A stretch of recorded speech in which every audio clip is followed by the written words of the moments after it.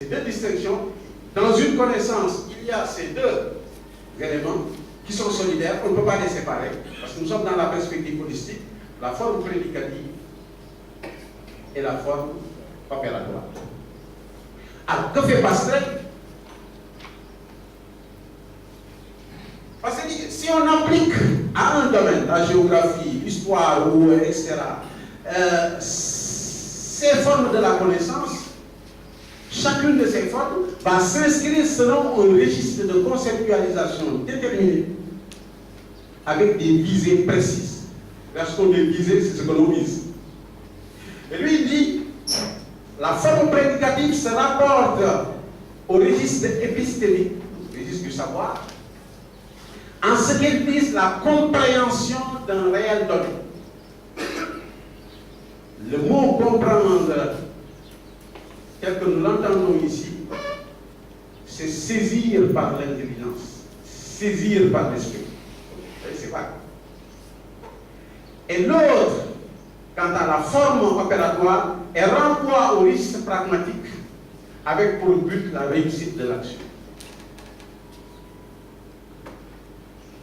Donc vous voyez ces deux pôles, donc aux multiples catégories, nous en proposons deux, et un registre d'apprentissage épistémique et un registre d'apprentissage pragmatique.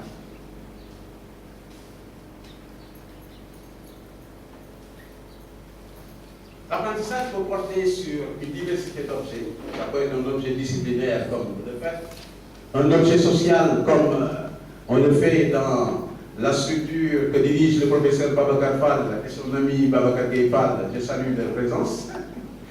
Et le professionnel. Tout ça peut être objet d'apprentissage. Et c'est dans ce cas-là deux buts majeurs que nous pouvons appeler deux objectifs généraux. Comprendre l'objet, quand je dis l'objet c'est un génie, ça peut dire un objet disciplinaire, social ou professionnel, et ça relève du registre épistémique, ou le maîtriser. Le sens que nous donnons à maîtriser, c'est la mise en œuvre avec efficacité.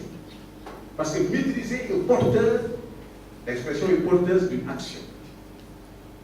Le rendre opératoire, voire le mettre en œuvre. Donc l'objet, de mettre en œuvre. C'est ça que je vise dans l'apprentissage. Il faut que l'étudiant soit capable de comprendre l'objet, il doit être capable de mettre en œuvre, de maîtriser l'objet. Alors, chacun des buts prône dans sa quête en rapport avec une logique déterminée et un questionnement approprié. C'est ça qui va vous permettre, bien entendu, de vous inscrire dans la perspective de production des stratégies à mettre en œuvre par rapport à ça. Dans le registre épistémique, si le but, la visée est comprendre, comprendre est le résultat d'un apprentissage inscrit dans une logique d'intelligibilité. Vous voyez? L'intelligence d'esprit. On rend intelligible un objet si on permet à l'individu de le comprendre.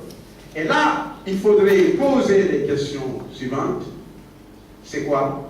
Ça renvoie à la nature de l'objet. À quoi ça sert? Ça renvoie à... Alors, si en réalité, on pose ces deux questions, ça laisse entrevoir la démarche qu'on doit emprunter pour l'amener à comprendre. Le registre pragmatique maîtrisé ou mettre en œuvre est le résultat d'un apprentissage inscrit dans une logique d'opérationnalité. À chaque fois que vous entendez opération, on est dans la phase d'action de mise en œuvre. Avec les questions suivantes, comment le faire? Et souvent, quand on s'adosse sur la question c'est quoi, ça vous donne des ressources sur comment le faire et on lui apprend comment le faire. À quoi ça sert? Comment en user ou l'utiliser? Si on s'adosse à la ressource donnée, à quoi ça sert? Ça vous donne des éléments qui nous permettent, bien entendu, de le préparer à savoir comment en user et comment l'utiliser. Vous voyez la solidarité qu'il y a entre ces deux éléments.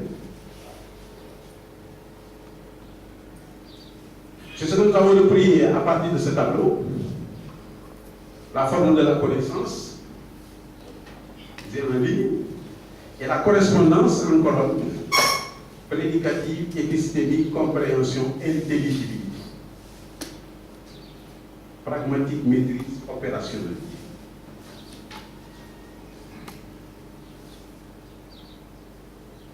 Nous reprenons cette fois-ci le tableau en le transformant comme registre, non pas de conceptualisation, mais registre d'apprentissage. Le fait de les inscrire dans un processus d'intelligibilité. On leur apprend à rendre intelligible un objet. On leur apprend à mettre en œuvre un objet. Les visées, c'est la compréhension. Ce sont les mêmes questions qui sont là. L'objet d'apprentissage, c'est la connaissance des propriétés. Un objet pour connaître ses propriétés. Et l'habileté que l'on développe, c'est une habileté de conception. Vous avez vu comment le faire. Et une habileté d'utilisation, d'usage de l'objet, comment en user ou l'utiliser. Et là, la nature de l'objectif, et là, le moment de ça est bien renvoyé au continuum de Gagné. On voit ça dans ses productions, parce que lui, il a cherché à s'éloigner effectivement de Bloom en parlant du continuum, parce que lui, il parle des objectifs de maîtrise, des objectifs de contenu, etc. Alors, effectivement, nous avons repris nature de l'objectif pour le correspondre à ces deux binômes, objectif de connaissance et objectif d'habileté. Donc, on vise ici la connaissance, c'est ça. Alors ici, on vise l'habileté de concevoir et d'utiliser.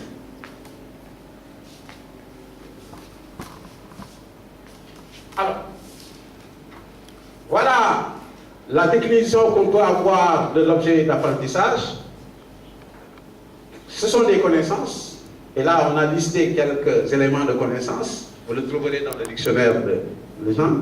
Les habiletés, c'est-à-dire le savoir-faire, et les compétences qui sont des habiletés en situation. Alors, toute acquisition de connaissances et d'habiletés exige la mobilisation d'habiletés indiquées par l'objectif pédagogique. Donc, l'objectif pédagogique est formulé en termes d'habileté.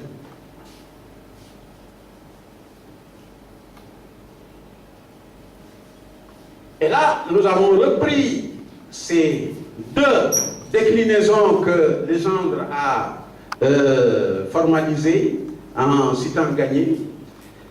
L'objectif d'habileté est un objectif dont le premier but, dans notre but, est de développer chez le sujet le savoir-être et le savoir-faire. Contrairement à l'objectif de contenu, appelé aussi objectif de connaissance, qui d'une façon complémentaire se limite à l'acquisition des connaissances. Donc vous voyez cette mise en relation et cette solidarité. Ce qui est visé, l'objectif d'apprendre de connaissance, c'est comprendre l'objet. L'objectif d'habileté, de compétence, c'est maîtriser. Alors, nous avons mis en nota bene, signalons qu'il y a d'autres dénominations possibles. Objectif d'expression, objectif de maîtrise, de transfert. Si vous regardez de l'enchère, effectivement, il y a le continuum de Gagné, objectif de contenu, objectif de transfert, objectif d'expression ou de créativité. Mais nous avons choisi de simplifier par rapport à ce binôme pour ne pas rendre les choses plus confuses en adoptant cette dichotomie. Illustration. Si nous prenons l'objectif pédagogique comme objet d'apprentissage, je voudrais former mes étudiants sur l'objectif d'apprentissage. Mes intentions sont doubles dans une école de formation. Comprendre l'objectif et le maîtriser, c'est-à-dire le mettre en œuvre. Les élèves professeurs, c'est ça qu'il faut vivre. Alors, un objectif de connaissance, comprendre, si je prends la définition, définir la notion d'objectif pédagogique, expliquer un objectif pédagogique, analyser un objectif pédagogique, différencier des objectifs pédagogiques, je reste dans le champ épistémique pour répondre à la question relative à sa nature. Mais dès que je bascule dans le champ, dans le registre pragmatique, formuler un objectif pédagogique, décliner l'objectif général en objectif spécifique, choisir les méthodes, sélectionner les méthodes et les moyens appropriés pour l'exécution des tâches en rapport avec ces objectifs, planifier l'exécution des tâches. est-ce que je peux faire ça sans ça? Les ressources que je dois mobiliser dans le risque pragmatique, ces ressources me sont fournies par l'acquisition d'un certain nombre de connaissances dans le risque épistémique. Voilà la solidarité par rapport à ça, et on sait exactement ce que l'on veut. Je change d'échelle.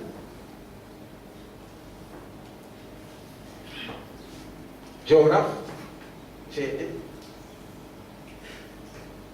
Comprendre un objet géographique. Les géographes savent ce que c'est un objet géographique. La salle est un objet géographique. La salle dans laquelle nous nous trouvons est un objet géographique. Parce qu'il y a des substances et il y a une dimension spatiale, qui sont les caractéristiques de l'objet spécial.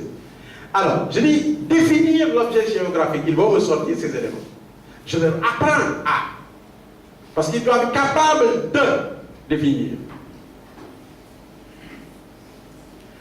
Décrire les composantes d'un objet géographique. Alors là, identifier les formes et les attributs de l'objet géographique, analyser les enjeux d'un objet géographique. Donc j'ai suffisamment de ressources tirées du registre épistémique parce que j'ai posé les questions, c'est quoi et à quoi ça sert, et ça me donne ces éléments. Et ensuite je viens ici, je dis cartographier un objet géographique à des fins, etc. Alors à partir de ce moment-là, quelle est la déclinaison? Je collecte les données appropriées de l'objet géographique, je dessine un fond de carte, je leur apprends à dessiner, doivent être capables de représenter ces données sur le fond de carte et d'écrire une légende en rapport avec les fins poursuivies. Donc vous voyez l'interaction qu'il y a entre ces différents éléments. Donc voilà en gros l'illustration du modèle de lecture. Mais ce sont des registres différents, il faut les inscrire dans des stratégies.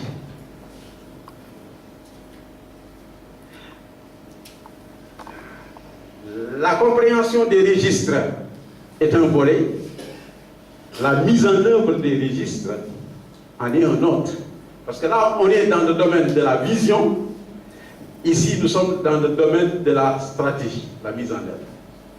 Et là, nous sommes partis d'une définition tirée dans le genre, que vous pouvez lire. L'information réfère à l'objectif de contenu, parce que ce que vous lui donnez, les définitions, les analyses, les causes, etc., c'est quelque chose qui existe. Vous en êtes le détenteur, mais vous lui faites acquérir ces éléments-là. Donc, enseigner, c'est informer. Informer, pas dans le sens de l'information, informer, quand on le dépose, information. C'est-à-dire qu'on lui donne les éléments et c'est à lui d'intégrer ces éléments pour construire. C'est dans ce sens-là qu'on entend. Ça enseigne. L'autre élément, on dit, réfère à l'objectif de contenu et à l'objectif, la formation par rapport, parce que là on est dans le domaine pragmatique, réfère à la fois à l'objectif de contenu et à l'objectif d'habileté. L'information est à l'instruction, ce que la formation est à l'éducation. L'éducation est la plus complète. Et là nous avons deux registres, le registre épistémique enseigné et le registre pragmatique comme stratégie formée. Alors là, les professeurs de lettres, je vais les interpeller par rapport à l'énoncé de ces deux phrases. On enseigne un objet à un apprenant. On forme un apprenant à un objet. C'est-à-dire, on enseigne un savoir à un apprenant, mais on forme un apprenant à une habileté. Alors, analyse de la phrase. Alors, nous avons deux compléments d'objet. Un complément d'objet, premier complément, et un complément d'objet second. C'est-à-dire que l'action va porter sur l'objet dans le premier cas. Alors que dans le second cas, l'objet change. Et ça, c'était très intéressant. Donc, c'est une autre perspective qu'on a ouverte. Et le temps ne nous permet pas d'entrer dans cette perspective. Le président l'a dit. Il y a d'autres occasions de revenir pour passer de la formulation de l'objectif, effectivement, à sa mise en œuvre. Alors pour faire ce travail, nous nous sommes appuyés sur, comme je vous l'ai dit au départ, nous parlons dans un champ scientifique. Donc nécessairement, on doit avoir des références par rapport à ce que nous disons, pour que vous puissiez avoir la possibilité de dire que ah non, ça c'est pas ça, donc je vais vérifier ce que les auteurs ont dit. Bon, nous avons cité 2 productions que nous avions faites. Ensuite, il y a des spécialistes de la compétence qui sont incontournables ici. Tout le monde connaît le Canadien Le Botoch. Le dictionnaire de Legendre est la référence en matière de sciences d'éducation jusqu'ici. Le dernier, 2005, pas le 1993 que certains étudiants citent toujours. Il y a Pastret, je l'avais cité parce que extra. Le dictionnaire des concepts fondamentaux des didactiques et Verneau qui a conceptualisé l'action. Donc voilà en gros ce que j'avais à vous présenter. J'avais commencé par des balises, je reviens également sur une morale. L'entreprise, on peut trouver des gens qui pourraient vous décourager. Et vous l'avez dit, il faut constamment se remettre en question. Et nous avons choisi ces 2 formules. Ceux qui pensent que c'est impossible sont invités à ne pas déranger ceux qui essaient.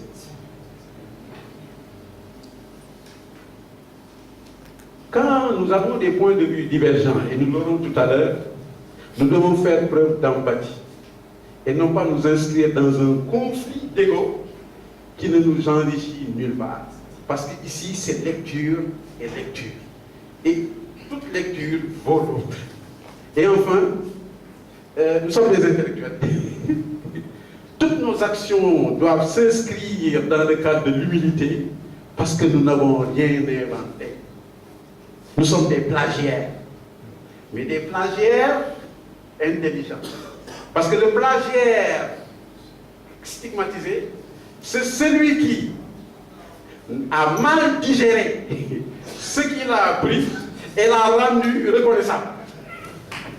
Mais nous sommes tous des plagiaires. Merci de votre attention.